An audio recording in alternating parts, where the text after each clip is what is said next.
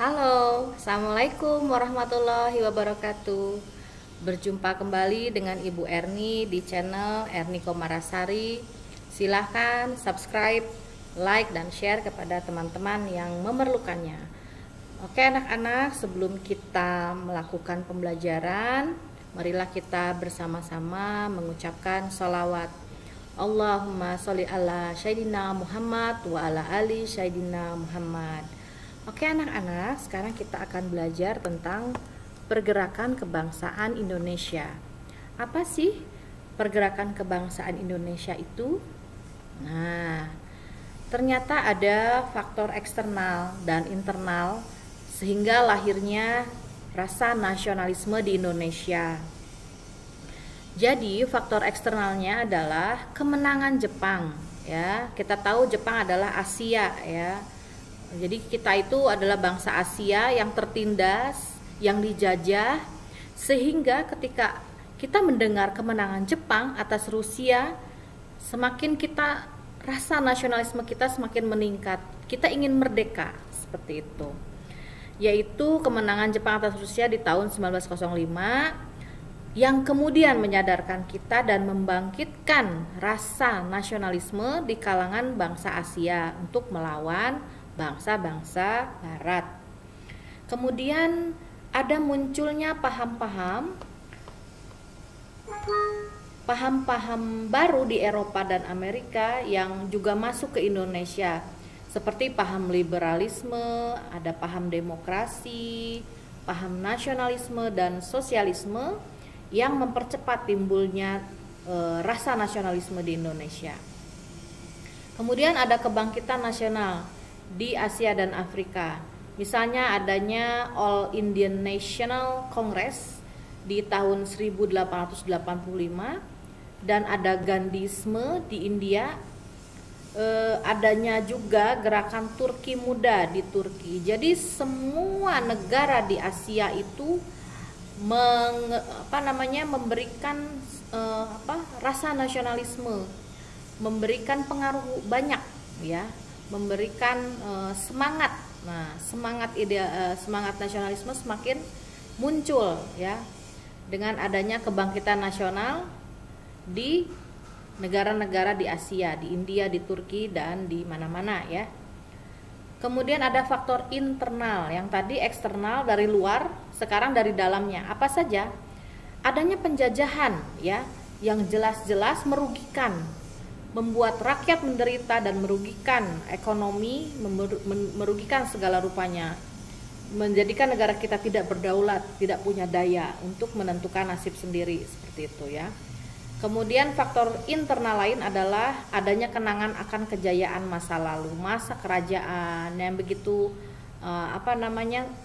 damai, begitu indah, begitu nikmat. Kita tidak dipaksa untuk kerja rodi, tidak dipaksa untuk ini dan itu, ya. Namanya juga tidak dijajah, kan pasti merdeka, ya. Jadi kenangan di masa kejayaan masa lalu itu membuat kita jadi ingin merdeka, ya, ingin berdaulat kembali. Kemudian munculnya kaum intelektual, yang ini sangat berpengaruh terhadap organisasi atau terhadap kemerdekaan kita. Karena orang-orang intelektual inilah yang berpikir bagaimana caranya supaya negara Indonesia ini bisa merdeka dan berdaulat terhadap negaranya sendiri, ya, terhadap bangsanya sendiri, terhadap nasib kita sendiri. Jadi munculnya kaum intelektual ini menjadi pemimpin pergerakan nasional, dan itu sangat berpengaruh, ya, terhadap kemunculan organisasi nasional di Indonesia. Nah, ini adalah ciri-ciri organisasi pergerakan nasional di Indonesia. Keanggotaannya tidak didasarkan oleh kelompok etnis atau suku tertentu, tapi malah melainkan beberapa kelompok etnis. Misalnya orang Jawa bergabung, ada etnis Melayu, ada etnis Cina, etnis Arab, ya. Ada dari suku Padang, ada suku Sunda, suku Jawa, suku Ambon, ya, suku Makassar, semua bergabung, ya. Semua bergabung ingin memerdekakan Indonesia, ya, dengan cara membuat wadah, membuat organisasi. Kemudian nomor 2-nya, sebagian besar pemimpin pergerakan nasional berasal dari kalangan terdidik. karangan terpelajar dari dokter, insinyur, dan lain-lain sebagainya. Nomor 3, organisasi pergerakan nasional tersebut memiliki tujuan yang jelas. Apa tujuannya? Yaitu ingin merdeka. Semua pasti itu, ingin negaranya merdeka, terbebas dari penjajahan, terbebas dari penindasan, ya. Ingin menjadi negara yang makmur dan berdaulat penuh terhadap nasib diri kita sendiri, nasib negaranya. Nomor 4 adalah organisasi pergerakan nasional memiliki paham kebangsaan dan nasionalisme. Itu pasti, ya. Ini adalah timeline zaman pergerakan nasional. Di tahun 1908 berdirilah Budi Utomo. Pada tahun 1911 atau 1912 Sarekat Islam. Kemudian tahun 1912 berdirilah Muhammadiyah dan Indische Partij. Di tahun 1920 muncullah PKI. Dan di tahun 1922 muncul organisasi Indische Vereniging. Di tahun 1926 muncul organisasi Nahdlatul Ulama atau NU. Dan di tahun 1927 muncul Partai PNI atau Partai Nasional Indonesia. Sekarang kita akan membicarakan tentang Budi Utomo. Ini adalah cikal bakal organisasi yang bersifat lebih nasionalis, ya, nasional, ya, jadi sangat nasionalis. Budi Utomo didirikan pada tanggal 20 Mei tahun 1908 atas inisiatif dari Dr. Wahidin Sudirohusodo, yang kemudian disambut oleh Dr. Sutomo dan rekan-rekannya di School COT Opleiding van Indische Artsen atau Stovia, atau sekolah ini adalah sekolah dokter untuk pribumi. Jadi orang-orang yang berpendidikan sebagai kedokteran, mereka mendirikan Partai Budi Utomo. Tujuannya adalah untuk mengembangkan pendidikan dan kebudayaan serta melakukan usaha peningkatan perekonomian. Sangat jelas. Mereka hanya concern di bidang pendidikan, ingin mencerdaskan rakyat, ingin mencerdaskan masyarakat Indonesia dengan melakukan sekolah-sekolah. Mereka membuka sekolah-sekolah dan ingin meningkatkan perekonomian masyarakat. Berdasarkan hasil kongres, jadi Budi Utomo ini mengadakan kongres pada tanggal 3 sampai 5 Oktober tahun 1908. Pada saat itu Budi Utomo membuat ketua atau mendiskusikan. Untuk menjadi ketuanya adalah Tirto Kusumo dari Karanganyar, Bupati Karanganyar. Dia adalah seorang bupati. Keanggotaannya terbatas hanya untuk suku Jawa saja, untuk suku Bali dan Lombok, serta hanya bergerak di bidang pengajaran, ya, di dunia pendidikan dan kebudayaan, serta tidak terlibat dalam politik praktis. Nah, karena sebagian besar anggotanya adalah pegawai pemerintah. Nah, mengapa mereka tidak melakukan politik praktis atau kooperatif, tidak non kooperatif? Jadi dengan sangat kooperatif dalam mengambil kebijakan juga hati-hati, karena sebagian besar anggotanya adalah pegawai pemerintah, ya. Nyata-nyata mereka takut untuk dipecat, ya. Jadi Budi Utomo ini selalu berhubungan baik, ya, dengan pemerintah, selalu bersikap hati-hati dalam mengambil kebijakan. Nah, disebabkan Budi Utomo mempertahankan sifat kedaerahan, juga kooperatif, ya. Kemudian juga ada desakan untuk membuka diri menjadi organisasi nasional yang semakin besar, maka Budi Utomo banyak ditinggalkan oleh orang-orang, banyak ditinggalkan oleh pemikir-pemikir atau intelektual-intelektual. Orang-orang ini semakin mundur dan banyak anggotanya pindah ke organisasi lain karena tidak puas, ya, dengan ideologinya, gitu, ya. Nah, kemudian ada Sarekat Islam didirikan oleh Haji Saman Hudi pada tahun 1905 di Solo dengan nama Sarekat Dagang Islam atau SDI, dan corak pergerakannya adalah agama, bersifat keagamaan dan ekonomi, ya, perdagangan. Pada tanggal 10 September 1912 dirubah menjadi Sarekat Islam atau SI.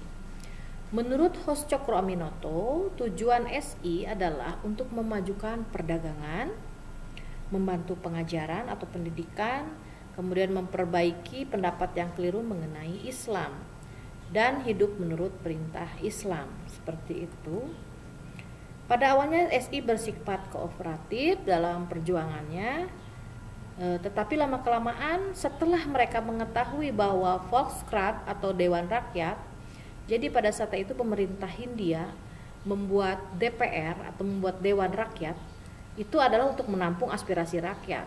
Tapi ternyata Volksraad ini tidak memperjuangkan ya kemerdekaan, maka perjuangan berubah menjadi non kooperatif ya. Asalnya SI percaya pada Dewan Rakyat, tapi kemudian tidak percaya sehingga berpindah haluan menjadi non kooperatif yang asalnya kooperatif.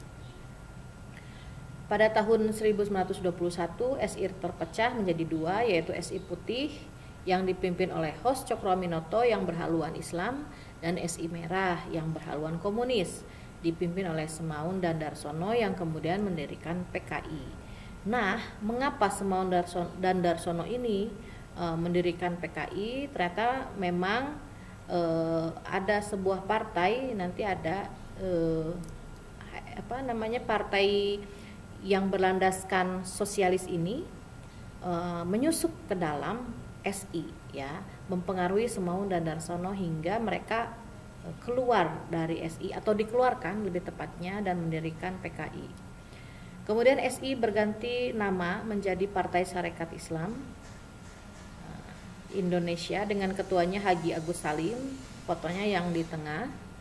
Penambahan Indonesia menunjukkan semangat kebangsaan. Jadi PSI ini menambah semangat kebangsaan masyarakat. Nah, ada IP ya. IP ini adalah Indische Partij, sebuah organisasi yang didirikan di Bandung pada tanggal 25 Desember 1912 yang diprakarsai oleh 3 serangkai. Siapa saja? 3 serangkai itu adalah Dr. Ernest François Eugene Douwes Dekker yang kemudian dikenal dengan nama Dr. Danu Dirjo Setiabudi. Ini seorang dokter ya.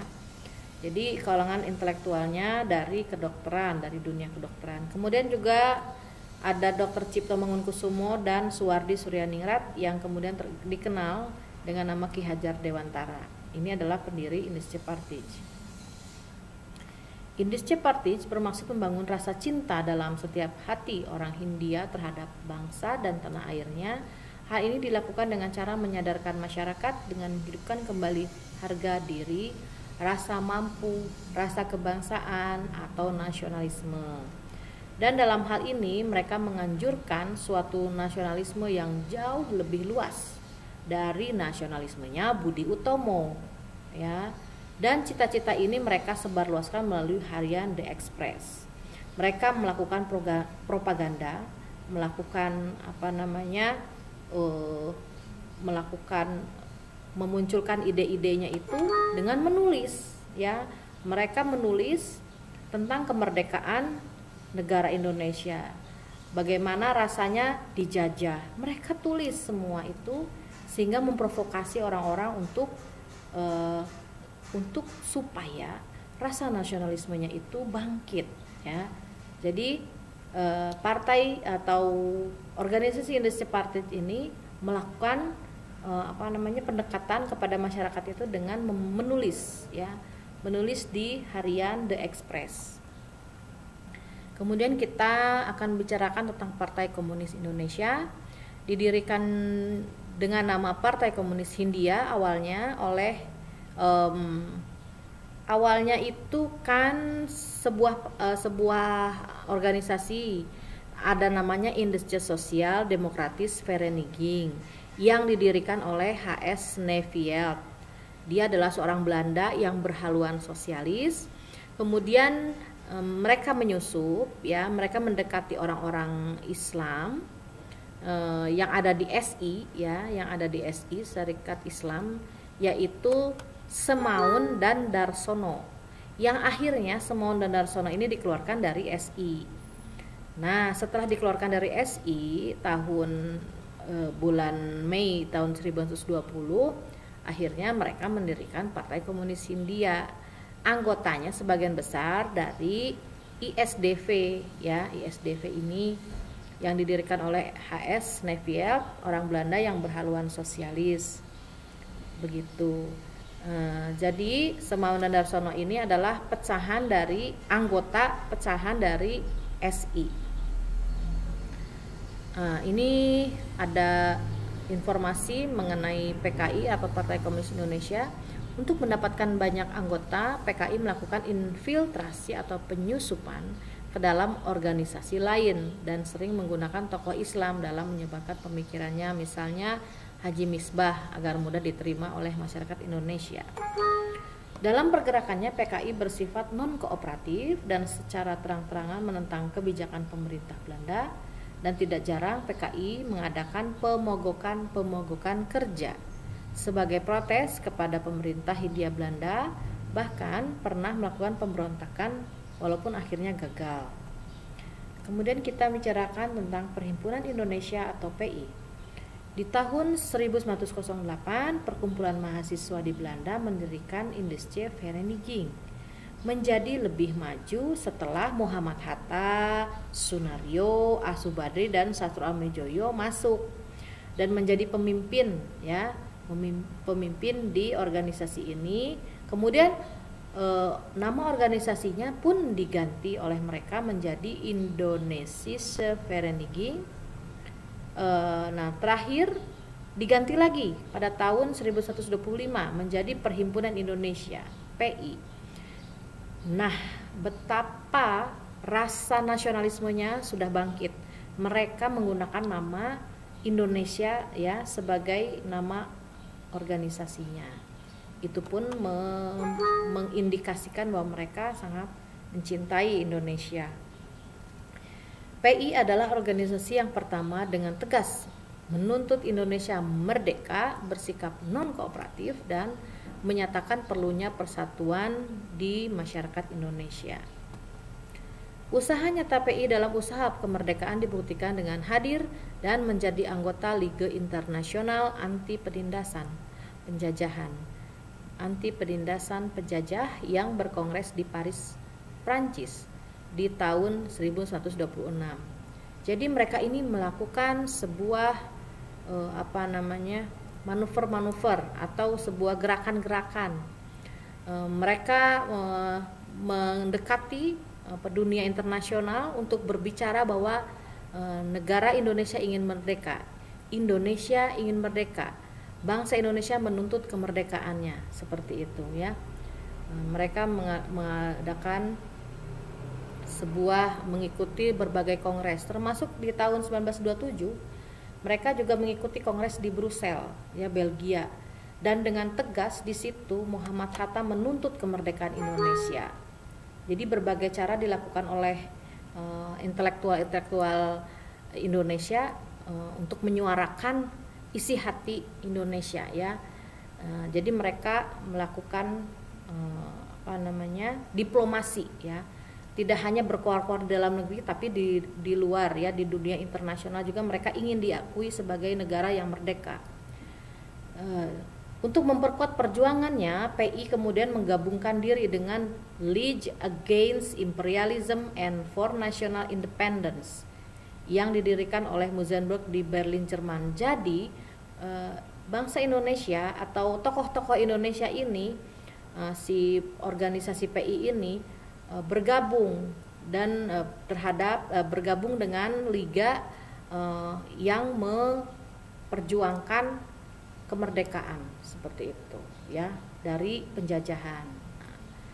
Selain itu, tokoh-tokoh PI pun berhubungan dengan tokoh-tokoh mahasiswa Asia seperti Jawaharlal Nehru dari India dan Hafez Ramdan Bey dari Mesir.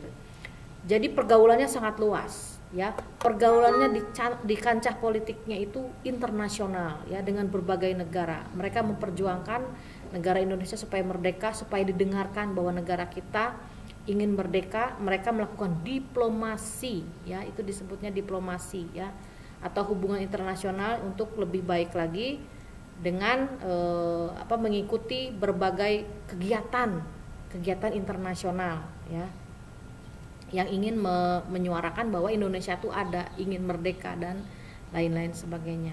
Nah, ini adalah organisasi pergerakan nasional di Indonesia berdasarkan ideologinya. Ada organisasi Indonesia yang berideologi nasionalisme, yaitu Budi Utomo, Indische Parties, Perhimpunan Indonesia, Partai Nasional Indonesia, dan Taman Siswa.